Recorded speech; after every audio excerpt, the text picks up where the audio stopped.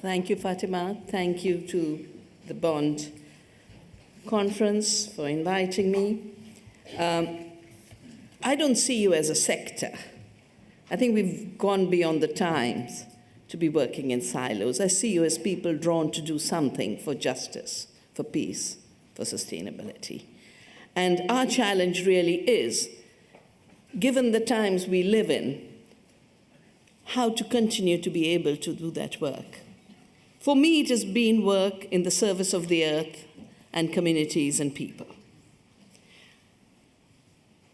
And this call is more urgent than ever before because, sadly, given the development models and the economic models, the planet has been pushed into a deep crisis of her ecological systems. Just look at the fact that we are in the sixth extinction, pushing species to extinction at 1,000 times the normal rate, and is going to move up to 10,000 times if we continue business as usual.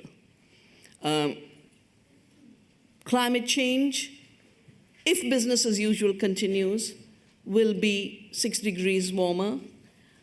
But I think that's a smaller part of the problem. The bigger part of the problem is when we negotiated the climate treaty or the Biodiversity Convention in 1992, and I had a very big role in both, they were talking about climate changing to be life-threatening a century down the road. People are dying today. 1999, 30,000 people died in a cyclone in Orissa.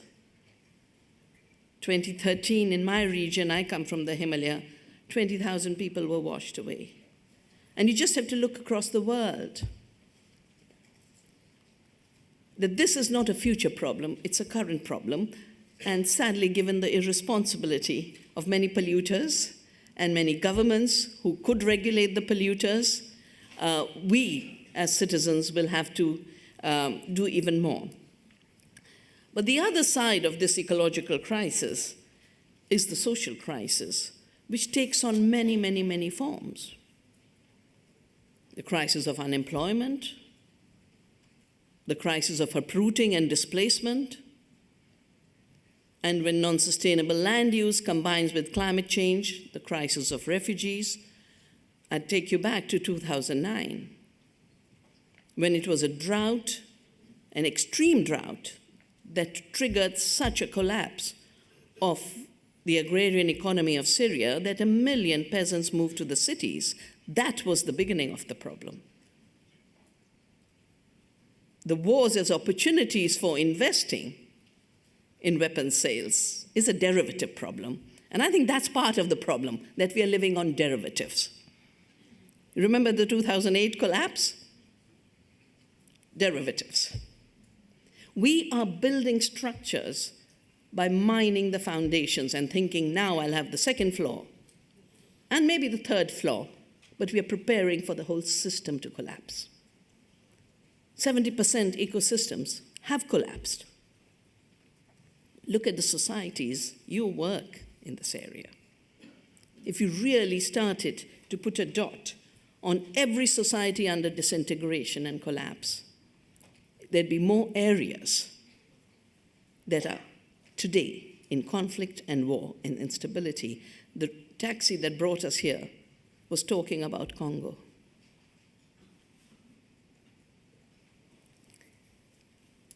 But the two crises are not separate, and the UN conference in 1992 was called UNCED.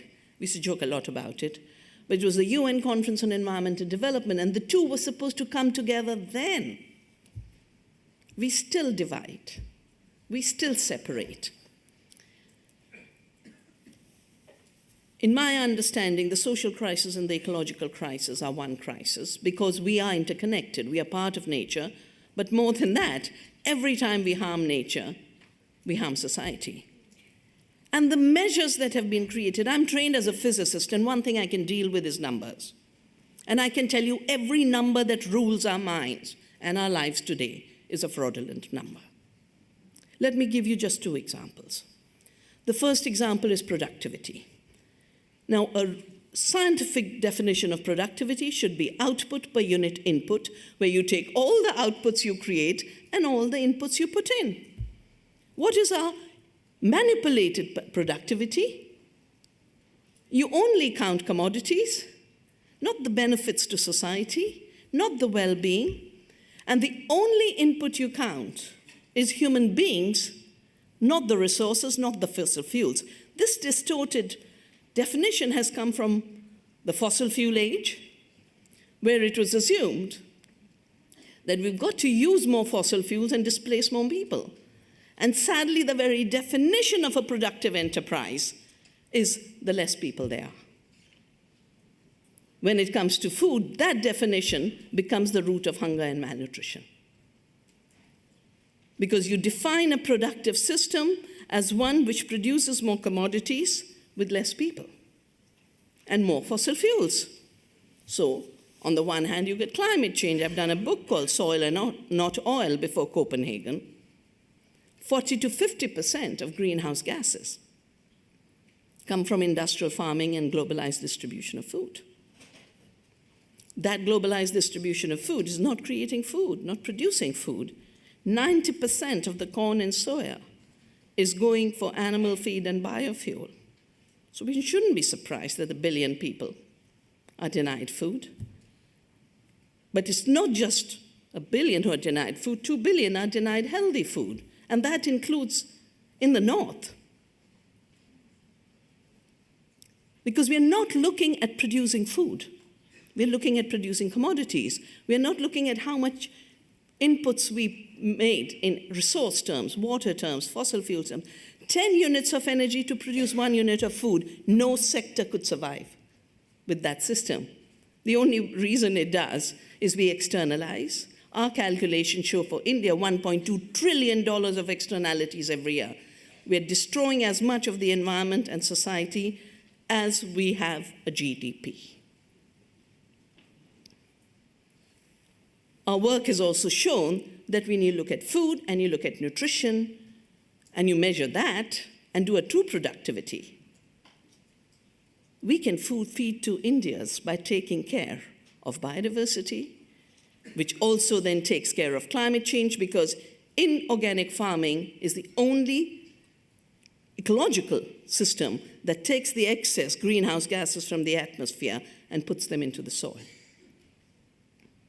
This is now scientifically established. And the Secretary of State was talking about, the Sustainable Development Goals being missed by a century and 2 centuries. Our work is showing that if the whole world went organic, in 10 years, we could reverse climate change. If we all went organic, we could get rid of malnutrition tomorrow. Because there's a British Journal article that's showing 60% loss in the nutrition in our food because of chemical farming. Because nutrition begins in the soil. This brilliant, the person who promoted organic farming by learning from Indian peasants, Sir Albert Howard, wrote a book called The Agriculture Testament, was sent to India in 1905 to improve us. And that's part of the problem, that we are always being improved. But he was humble enough to recognize that he had more to teach England, and the Soil Association, through Eve Balfour, was born out of that. And he said so clearly that the Indian peasant is my professor. So we measure biodiversity, we measure nutrition, we measure soil health. And he said health is a continuum from the soil to the plants to the humans. It's one continuum, something we've forgotten. Our farmers, their incomes are declining, small farms are disappearing in England, in Europe, in India. I won't go into the details of how that works, but I can tell you that ecological agriculture has increased incomes in India tenfold. And in certain really high-value crops, 100-fold. So much of what we grew, 10,000 species we used to eat, We've been reduced to 12, and the global trade is now 4 GMO. 4. That doesn't make for health. We are only 10% human cells. We are 90% our gut microbiome. And I think this is an amazing teacher for our times. Because even to deal with the refugee crisis, all we have to look at, what are we? What's the self that's getting insecure? But the self is not you in a little box. The self is 1 trillion microbes that are your companions. The big shift we need to make is giving up a second false indicator. During the wars, it was obviously necessary to mobilize resources for fighter jets and bigger armies. And for that, the GDP was created. It measures only that which is sold. The definition in the national accounts is if you produce what you consume, you don't produce. That puts all of nature's work to zero, all of women's work to zero, all of peasant work to zero, and all of self-provisioning economies to zero. An emergency measure became a permanent measure, and the GDP has become the most powerful number that rules our lives. But the more GDP grows, the more poverty grows. The more GDP grows, the worse our rivers become. The worse our air becomes. The more the sickness becomes. And if you start to add these externalities, it's a negative growth. China did the study in minus 9% growth for itself. The dual crisis of the planet and our societies has really pushed us to the brink. Scientists, Stephen Hawking, businessmen like Ellen, the electric car guy, and now the SpaceX one, they're all talking about extinction being inevitable, and therefore we have to escape from this planet. Now, I think that's a very big part of the problem, and it is, of course, typically patriarchal. That you can create a problem and run away, and someone else will clean the mess, and someone else will clean the mess. I think, first of all, extinction is not inevitable. Escape is not responsible. Staying home and taking care of the earth, taking care of our particular homes, is the work we have to do. For this, we've got to redefine much of what is at the root of causing harm.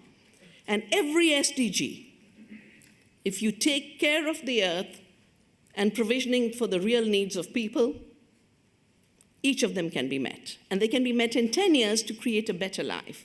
That's why I work with the government of Bhutan. They said, we won't measure GDP, we'll measure well-being and happiness. They actually measure well-being and happiness. Development there is protecting the forest. Development there is having respect for your culture. That's also the reason, over the last 30 years, I've created the movement, Navdanya, for seed sovereignty, for food sovereignty, which is where, from hundreds of thousands of farmers, the evidence is coming that we can address malnutrition while taking care of the soil and the climate, and creating more work and more meaningful work.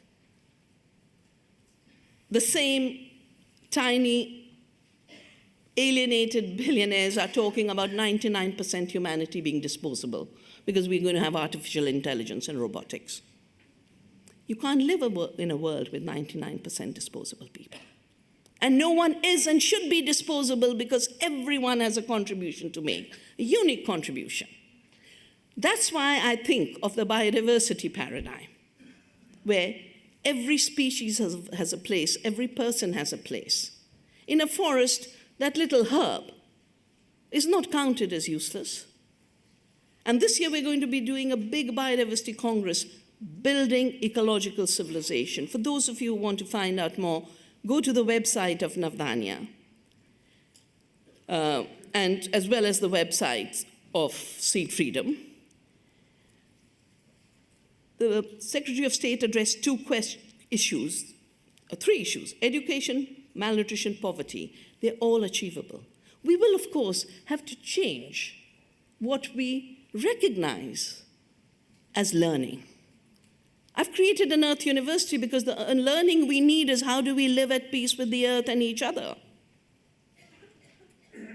Those are different skills. Malnutrition, better farming. Even in this country, you need more people on the land, and the young people want to be on the land.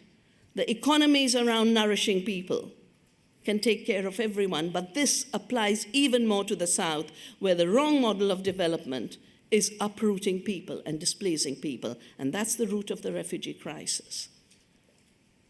Yes, we can take care of refugees in refugee camps, but the two deep solutions are ensure that our models don't displace them. Second, that the insecurities created through non-sustainability don't translate into inequalities of such a kind that insecurity breeds fear and hate, and a model of an economy that destroys people's lives, creates deep divisions between the 1% and 99%, ends up creating a politics in which the capital is only hate and only fear. In these precarious times, each one of us counts. Let's play our role. Thank you.